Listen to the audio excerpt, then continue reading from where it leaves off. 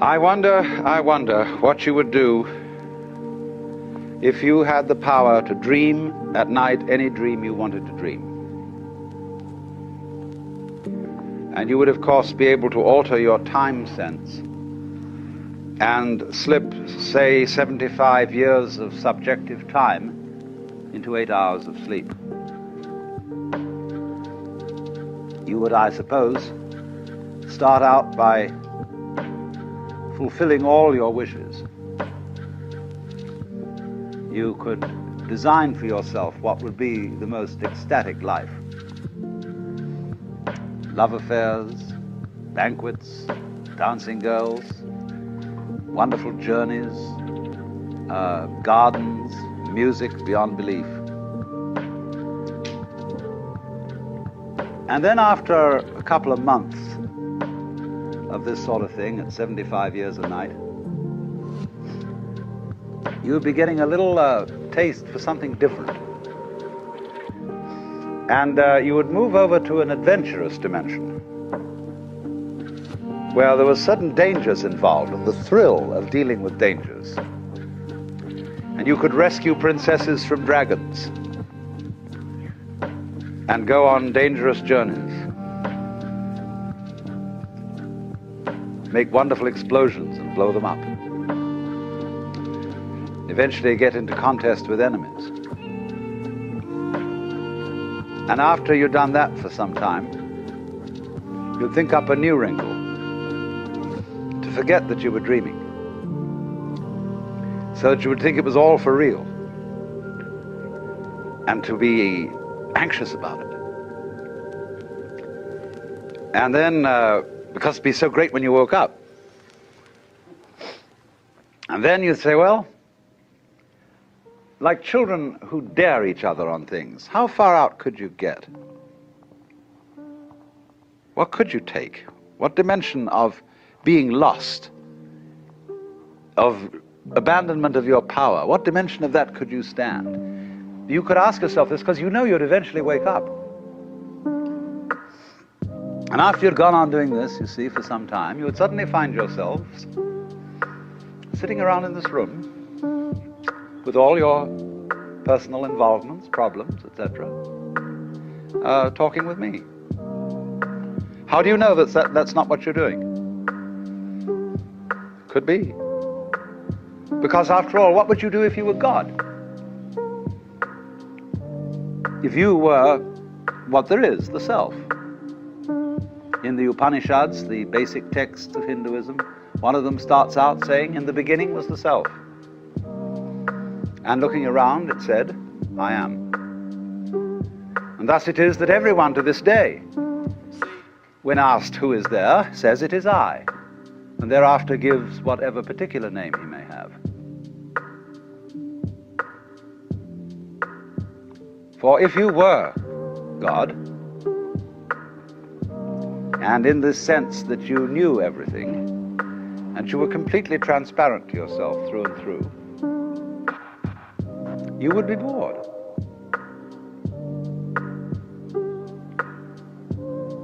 Because if, looking at it from another way, we push technology to its furthest possible development, and we had, instead of a dial telephone on one's desk, a more complex system of buttons, and one touch beep would give you anything you wanted, Aladdin's lamp,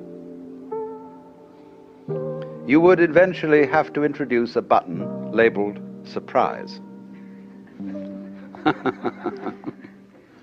Because all perfectly known futures, as I pointed out, are past. They have happened, virtually. It is only the true future is a surprise. So if you were God, you would say to yourself, man, get lost. And it's strange that this idea is obscurely embedded in the Christian tradition, when in the Epistle to the Philippians, St. Paul speaks of God the Son, the Logos, the Word of God, who is incarnate in Christ, and says, "Let this mind be in you which was also in Christ Jesus, who being in the form of God, thought not equality with God a thing to be clung to, but made himself of no reputation, and humbled himself, and was found in fashion as a man, and became obedient to death." Same idea. Same idea as the idea of the dream.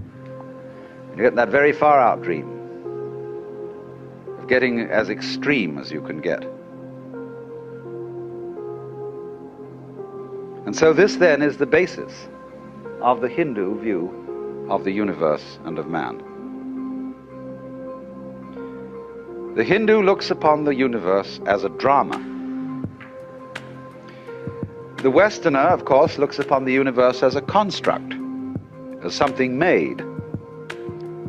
And it is not therefore insignificant that Jesus was the son of a carpenter.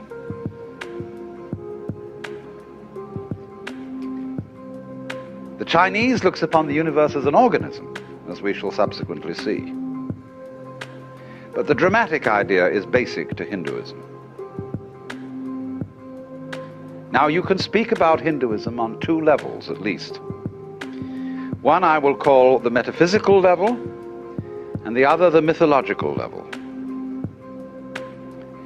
If you speak on the metaphysical level, you can speak only in negative language. You can say what the divine, the ultimate reality, is not. If you speak on the mythological level, you may speak of what the divine is like. Because myth is not a falsehood, as one uses the word in a sophisticated way. A myth is an image, a concrete image, in terms of which man makes sense of the world. And thus the idea of God the Father, or God the Maker, is a myth, because it's an image. And Christian theologians distinguish equally between two kinds of theological language, which are respectively called cataphatic and apophatic.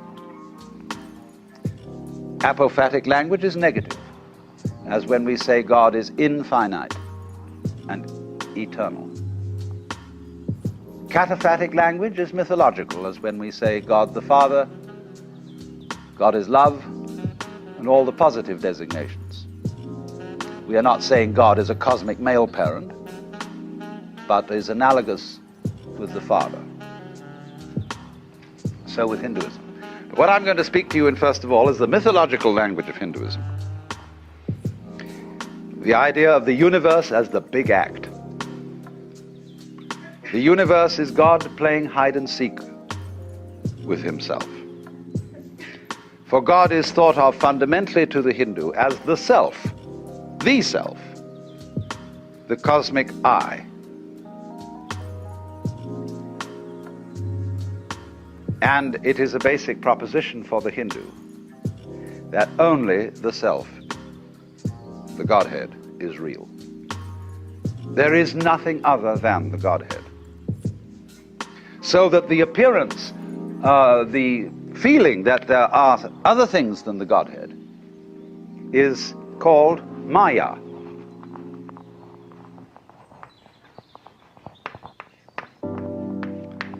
Maya.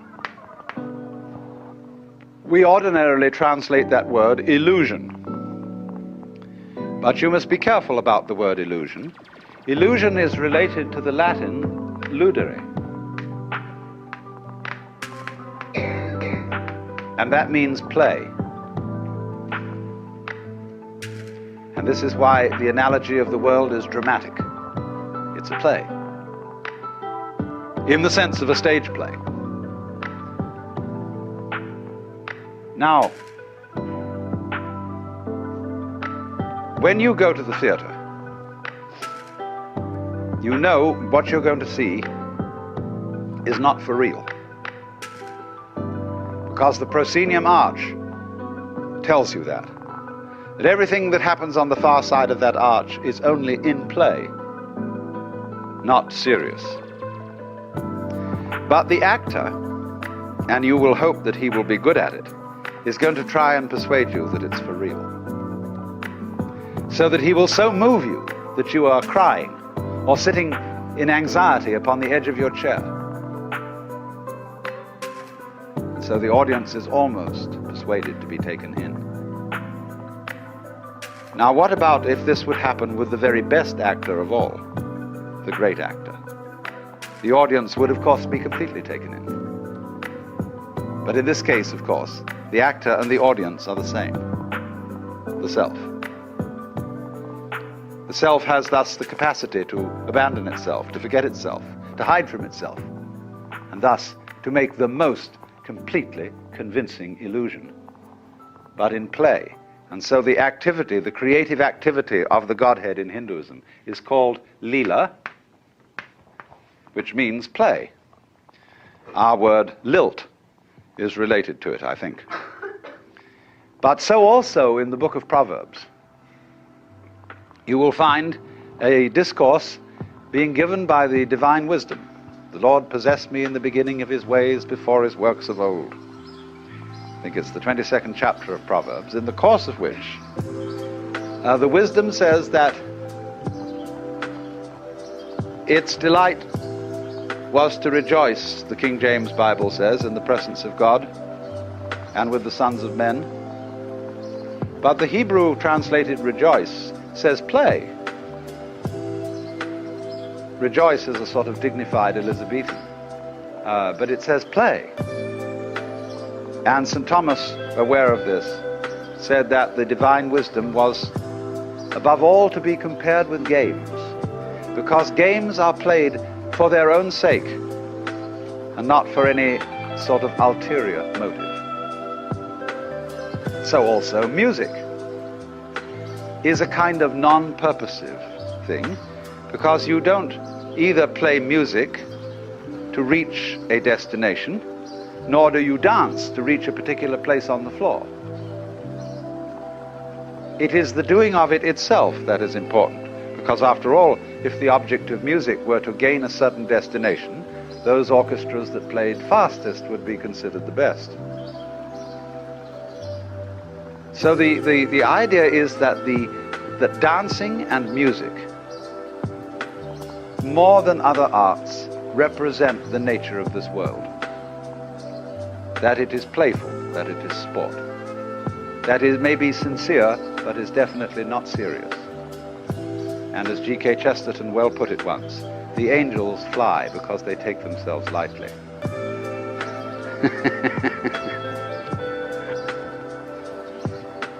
How much more so the Lord of the angels? So if a beautiful lady should say to me, I love you, and I were to reply, are you serious or are you just playing with me? That would be quite the wrong response, because I hope she's not serious and that she will play with me. I should say, are you sincere or are you just toying with me? Because you see, the word play has many different senses. A person who is playing the organ in church is certainly not doing something trivial. When you go to see a play called Hamlet, you're not seeing something trivial. When the concert artist plays Mozart, he is certainly entertaining you, but it's not a trivial entertainment. But on the other hand, we would use play in quite a different sense, when we mean just fooling around, doing it for kicks. So it is fundamental, as a matter of fact, to both the Hindu and the Christian traditions, that the universe is the play of God. But the Christian thinks of it in the terms of construction play, like building with blocks. And the Hindu thinks of it as dramatic play, of the actual participation of the Godhead in the creation, so that every being whatsoever is God in disguise. Hinduism speaks of the Godhead as, uses the word Brahman. This is a neuter form in Sanskrit from the root brih, which means to grow, to expand, to swell. the neuter form Brahman does not have quite the connotation then, you see, of kingship that we will find attached to the Western idea of God, but is also referred to as Atman. And this word we translate ordinarily the self. So you can have the para, param, you put the M in to connect the particle. Paramatman, which means para, the supreme self, or sometimes just the Atman alone, and that means the self in you.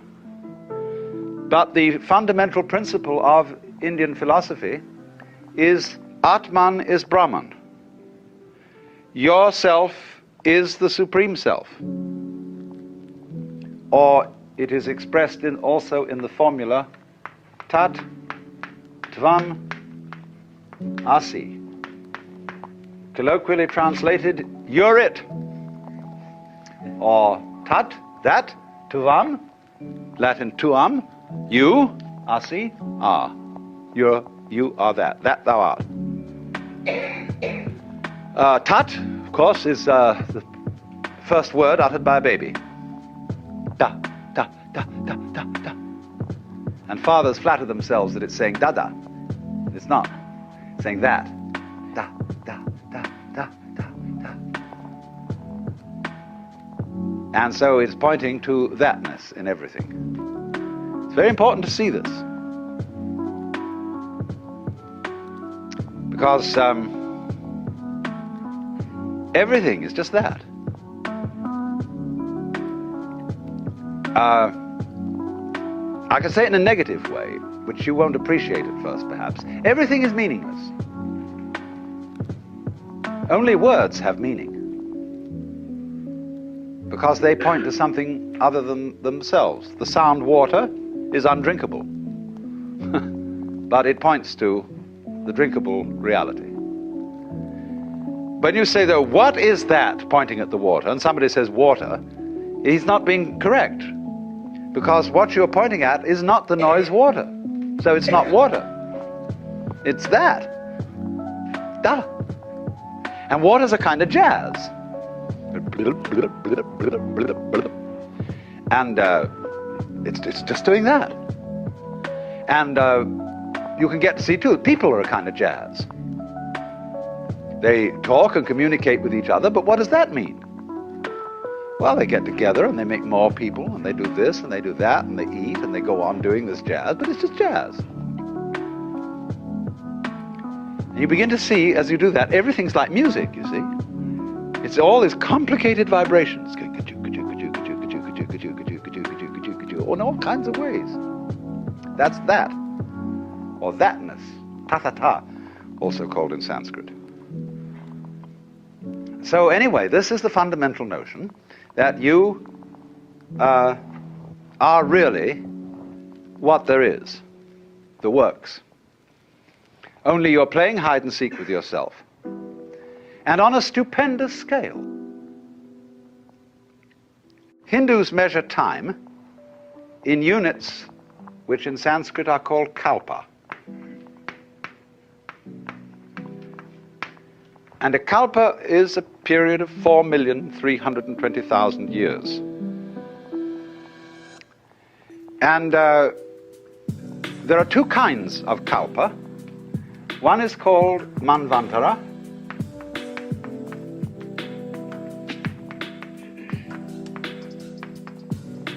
and the other is called pralaya.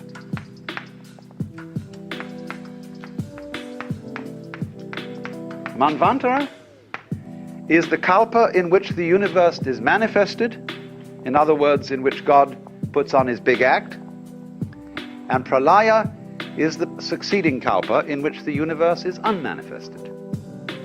And the Godhead does not dream, but is awake to its own nature. These are called, respectively, the days and the nights of the Brahman. And this goes on forever and ever and ever and ever. The days and nights adding up into years and centuries and eons.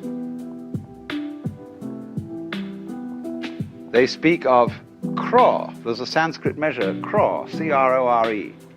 A sort of a word that really I think means umpteen. Crores of kalpas. And this is the in-breathing and the out-breathing. There's the word hangsa. And this word in Sanskrit, hangsa, means a swan or a big water bird, like a gander. There's a myth that there is in the beginning the divine bird which lays the egg of the world. And the egg splits, and the upper is the heavens, and the lower is the earth. So when the worlds are manifested, the Lord breathing out says, hung. And when the worlds are withdrawn, the breath comes back, hung. But if you say hung sa, hung sa, hung sa, hung, it becomes sa hung, sa hung.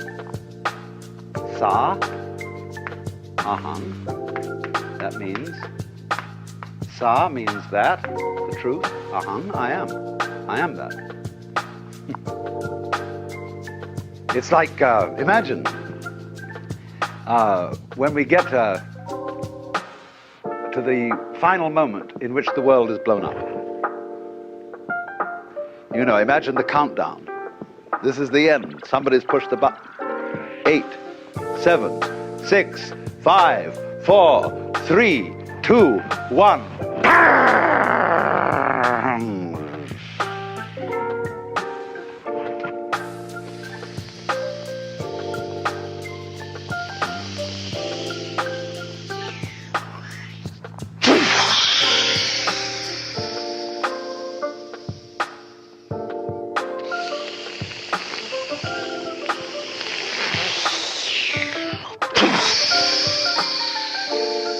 What are you listening to?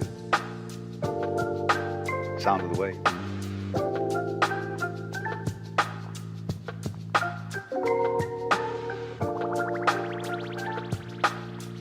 And you can sit and listen to the little waves on the seashore. And you get back here into this kind of thinking, and you're hearing the ocean of the universe going. And that's your breathing too. It's all one rhythm. So it may be that every star was once a planet populated by intelligent people who found out about the fundamental energy of the universe and blew themselves up. And as they blew up, they scattered all kinds of stuff out which became little planets. Which in a long time, life started all over again. Because the Hindu theory is very odd. Every kalpa in the Manvantara period, where there's a manifested world, is divided into 4 subdivisions of time, each one of which is called a yuga. That means roughly an epoch or an era. And there are 4 yugas, and they're named after the different throws in the Indian game of dice. There are 4 such throws, and the first is called Krita. That means, Kri means to do. As when we say something is done, truly done. It's the perfect throw of 4. The second is called Treta, which is the throw of 3. The next is called Dvapara, which is the throw of 2. And the final one is called Kali, which means the worst throw, which is the throw of 1. Now, each of these periods of the kalpa are of different lengths. Krita is the longest, and Kali is the shortest, and so ranged. So that when the world is first manifested, as in those dreams that I were mentioning to you, the world is in a golden age to begin with. It's perfect. And that is the longest period of time. Then when we get a little bit more adventurous, you see, the Treta means that in this era, a kind of disharmonious element enters into things. It's like a three-legged chair isn't so secure as a four-legged chair. It's just a bit inclined to tip. And as it were, a fly in the ointment, the snake in the garden. Then comes Dvapara, in which the forces of good and evil are equally balanced. And finally Kali, which is the shortest period, where the forces of evil are triumphant, and the world is destroyed at the end of it. For then the Godhead appears in the form of Shiva, who represents the destructive aspect of the divine energy, and whereas Brahma is the creative, Vishnu the preserver, Shiva the destroyer. But Shiva is always the destroyer in the sense of the liberator, the guy who breaks up the ruts. And he comes on with a blue body and 10 arms and a necklace of skulls. Indian gods have many arms because they are cosmic centipedes. They do all things without having to think about it. Like the centipede doesn't have to think about how to manipulate its legs. Like you don't have to think how to grow your hair. And as Shiva dances what is called the Tandava, which is the dance of destruction at the end of the cycle, at the end of the Kalpa, you will see that his hands contain clubs and knives and bells, but one hand is like that. And that gesture means don't be afraid. It's a big act. It is all, as it were, the outflowing of your own consciousness, of your own mind. Now then, the Hindu life is related to this cosmology.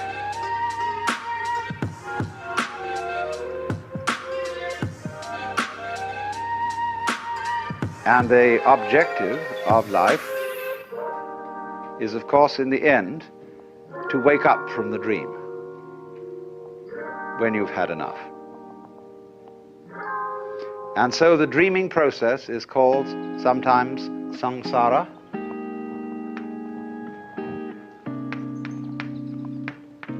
Samsara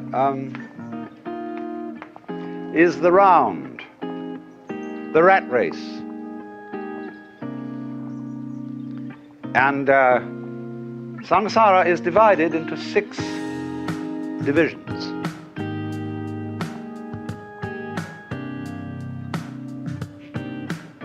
I better draw a map, I think.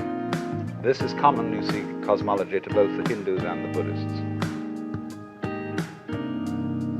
This is the world of the Deva. And this is the same root from which we get both divine and devil. But Deva means angel. The highest and most successful beings in the universe. And so opposite, this is the world of Naraka, who are the most unsuccessful. These are the purgatorial worlds of extreme suffering. This is the world of Ashura. They are also angels, but they're angry angels, representing the wrath potential of energy. This is the world of animals. This is the world of Preta, for which we have no English equivalent. They are hungry or frustrated spirits who have enormous stomachs but mouths only the size of needles. Vast appetite and no means of fulfillment. And this is the Manu world, that is to say, the world of man. You don't have to take this literally. You could say, when you are extremely happy or ecstatic, you're here. When you are miserable, you're here. When you're dumb, you're here. When you're mad, you're here. When you're frustrated, you're here. But when you're more or less your normal, rational self, you're here. Now, so all life, through the period of the Kalpas, goes grinding around this wheel. And if you go up, and you succeed, and you get to the top, you have to come down. They don't see success, in other words, in the world as a method of liberation, because it implies failure. So the idea of liberation, which is called moksha,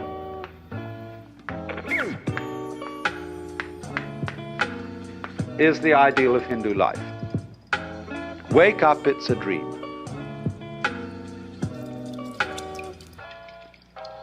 And in time, there is no hope in time. Everything is going to get worse in time. Because, as you know, it does. We all fall apart in the end. Everything falls apart. Institutions, buildings, nations, it all crumbles. And people say, well, that's an awfully pessimistic philosophy. Well, is it? I would rather say that the people who have hope in the future are the miserable people. Because they're like donkeys, chasing carrots that are dangled before their noses from sticks attached to their collars. And they pursue in vain, always hoping that tomorrow will be the great thing, and therefore incapable of enjoying themselves today. People who live for the future never get there, because when their plans mature, they are not there to enjoy them. They're the sort of people who spend their lives saving for their old age, and trying to teach their children to do the same thing, so that when they retire at 65, you know, they have false teeth and wrinkles and prostate trouble and all that sort of thing. Where were you going? What did you think it was all about? Furthermore, the fact that life is transient is part of its liveliness. The poets, in speaking of the transience of the world, always utter their best poetry. You know, our revels now are ended, and these our actors, as I foretold you, are all spirits, and are melted into air, into thin air. And like the baseless fabric of this vision, the cloud-capped towers, the gorgeous palaces, the solemn temples, the great earth itself, aye, all which it inherits shall dissolve. And like this insubstantial pageant faded, leave not a wreck behind. We are such stuff as dreams are made of, and our little life is rounded with a sleep. And said so well, it doesn't seem so bad after all, does it?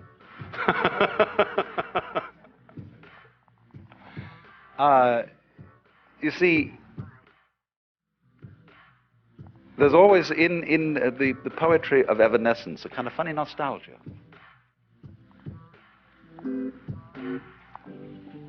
Moralists will say, those lovely lips which you so delight to kiss today will in a few years rot and disclose the grinning teeth of a skull.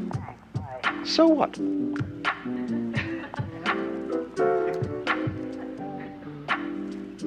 The skull says, lying in the grass, chattering finch and waterfly are not merrier than I. Here among the flowers I lie, laughing everlastingly. No, I may not tell the best. Surely, friends, I could have guessed. Death was but the good king's jest. It was hid so carefully. And monks used to keep skulls on their desks. And people nowadays think that was very morbid. I went and visited a chapel in the Via Veneto in Rome, where there's a crypt where all the altar furnishings are made out of human bones. The altars are piles of skulls.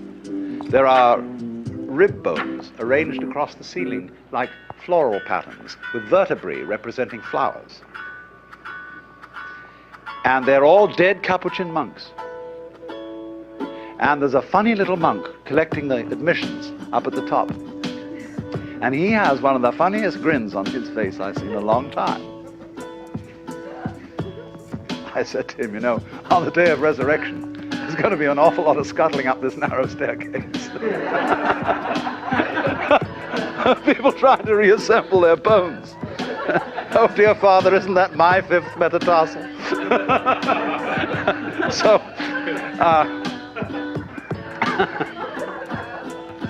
the whole idea, you see, is that everything's falling apart.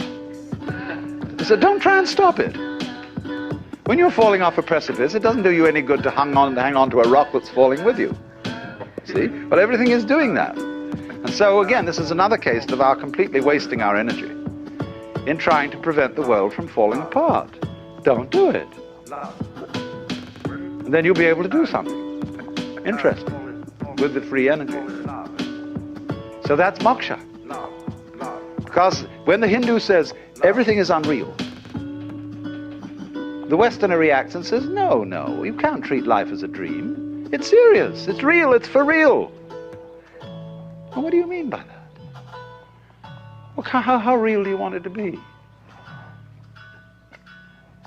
This is, in other words, everything, insofar as it's falling apart, everything is changing, it is like smoke. And we all feel that smoke has a lesser degree of reality than wood. It's an image of the evanescent, of the ghostly. So there's this idea the whole world is this mirage. That doesn't mean it's a bad thing. It's only bad if you cling to it, if you try to lean on it.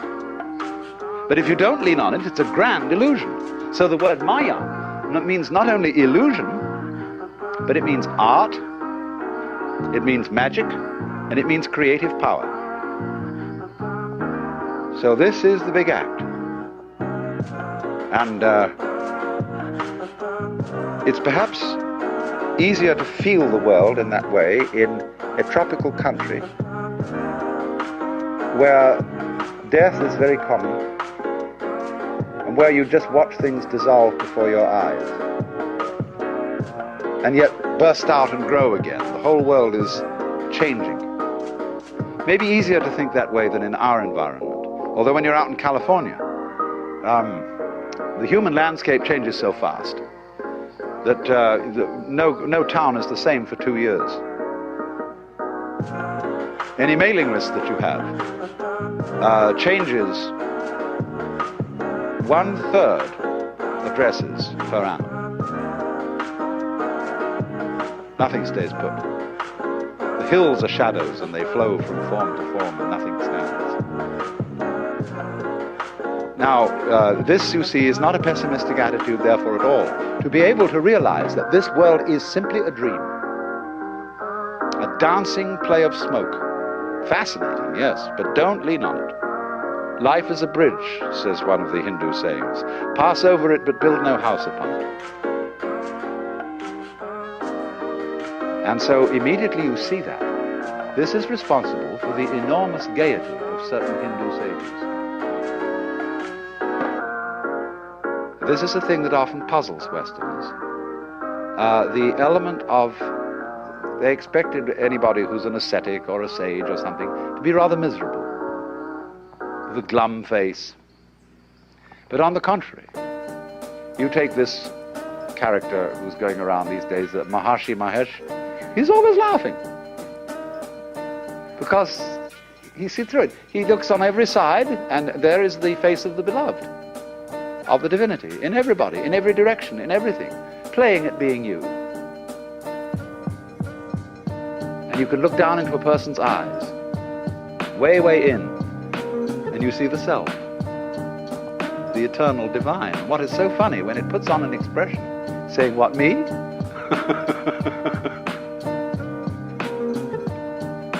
And the guru, the teacher. When people go to a guru, they get all sorts of funny ideas. They think, oh, he's looking right through me. He sees me through and through. He knows how awful I am. Reads my most secret thoughts. Because he has a funny look in his face. He isn't even interested in your secret thoughts. He's looking straight at the Godhead in you, with a funny expression on his face, which is saying, why are you trying to kid me? Come off it, Shiva, I know who you are.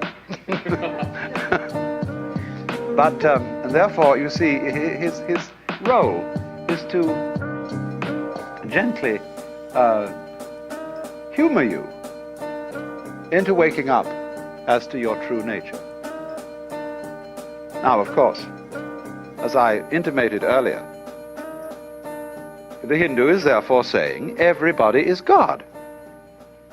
And this is why when a Hindu greets you, he does this.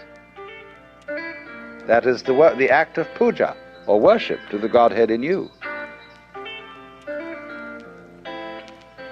And our theologians get rather worried about that, because you see the two conceptions of God are different.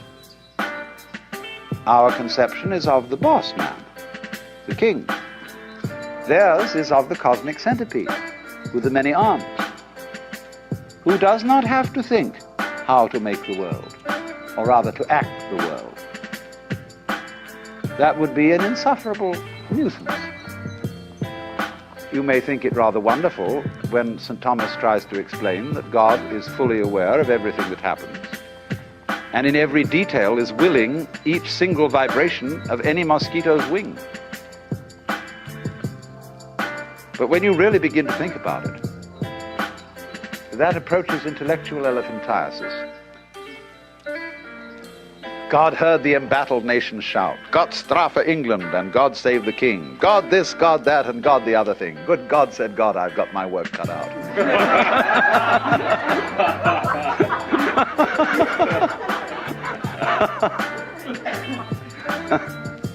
So therefore, when somebody in India suddenly announces that he's God, nobody accuses him of blasphemy or of being insane. They say simply, "Congratulations, at last you found out." And they don't immediately request a miracle. As you see, if we get across someone who says, "I'm God," or "I'm Jesus Christ," they say what they said to Jesus Christ in the first place. "Command that this bread, these stones be made bread." And you know, he used to wangle out of it by saying, "A wicked and deceitful generation seeketh after a sign, and there shall no sign be given." The Hindu would say, "But there is no point in changing it. It's going the way I want it to anyhow." Only really and truly, there is not this idea of God the technician, but rather the power of omnipotence is not to be able to do anything, but to be doing all things, whatever it is that's going on. And spontaneously, without having to think about it, which is very clumsy. Now then, I must say something about how then this relates to the life of the Hindu. The Hindu divide life into certain stages, what are called the ashramas. The first is called brahmacharya, the second grihastha, and the third vanaprastha. Brahmacharya means the stage of the student, the apprenticeship. Grihastha, the stage of the householder. And vanaprastha, the stage of the forest dweller. This is related to cultural history of early India. Before we have agrarian communities, we have a hunting culture, which is on the move. In a hunting culture, every male knows the whole culture. There is no division of labor. And the holy man of the hunting culture is, of course, called a shaman. A shaman is a realized man, a man who knows the inner secret. He's seen through the game. And he finds it by going away alone into the forest and cutting himself off from the tribe. That is to say, from social conditioning. And he goes maybe for a long period into the forest and comes back. He's found out who he is. And he sure isn't who he was told he was. But as hunting cultures settle into agrarian patterns of life, what do? They build a village. And around the village they set up a stockade, which is known as the Pale. And the village is always, of course, standing at crossroads. And there you get in an agrarian society a division of labor. And the division of labor comprises four.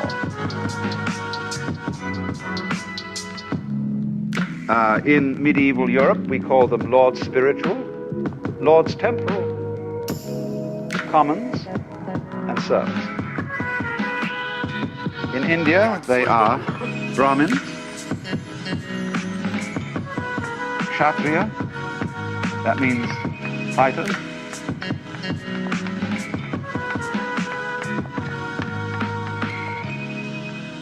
Vaishya,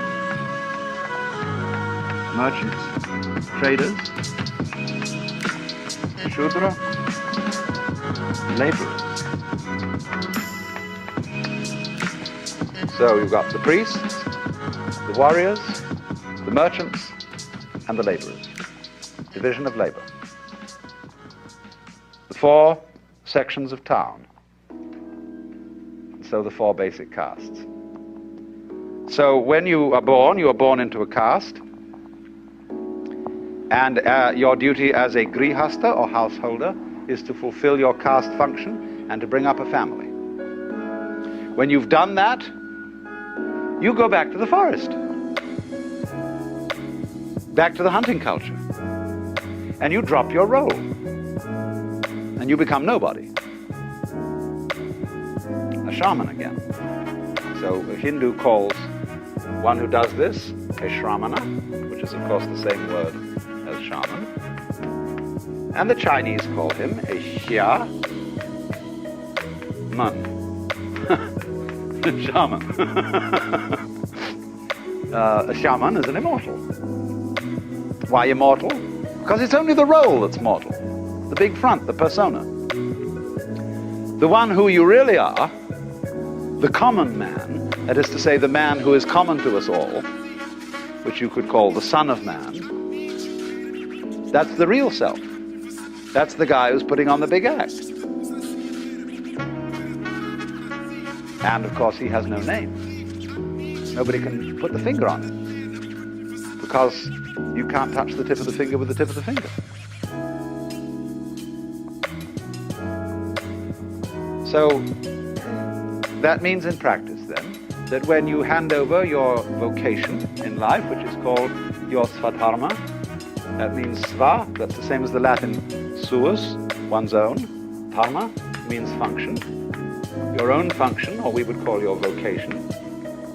When you've completed it, you drop out and become nobody. Because you're going to find out now who you really are. You're no longer Mr. Mukhopadhyaya, who is a cloth salesman. You drop that name and you take on one of the names of God. Swami Brahmananda, Swami, bliss of Brahma. And you may go quite naked, like the Shivite holy men. No clothes. And they just go out and wander and don't make any provision for anything. They literally take no thought for the morrow, what you shall eat, what you shall drink, or wherewithal they shall be clothed. But you see, people respect them.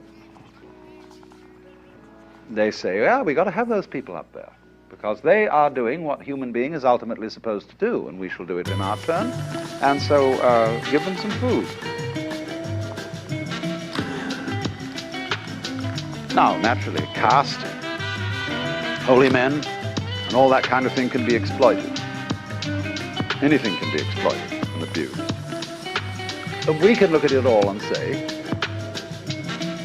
what a mess. Why don't you do something for yourself? Why don't you kill the sacred cows and eat them? Why don't you clean up?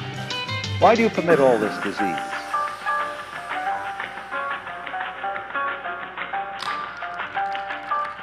Just try and see something from another point of view for a change. I'm not saying that we should do what the Hindus do, but just look at it from another point of view.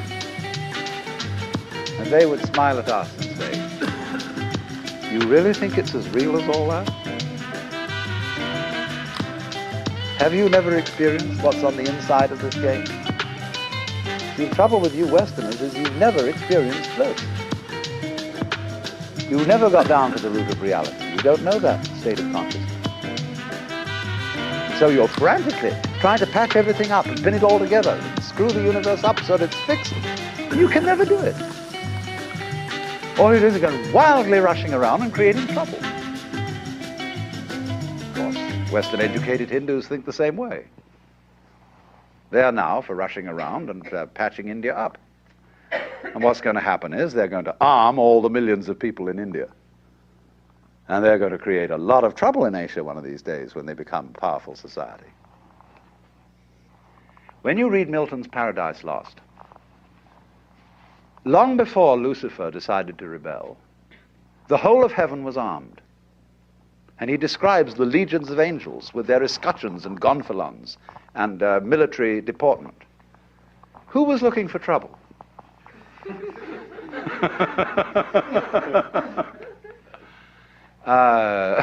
Lucifer was a good guy back then, see?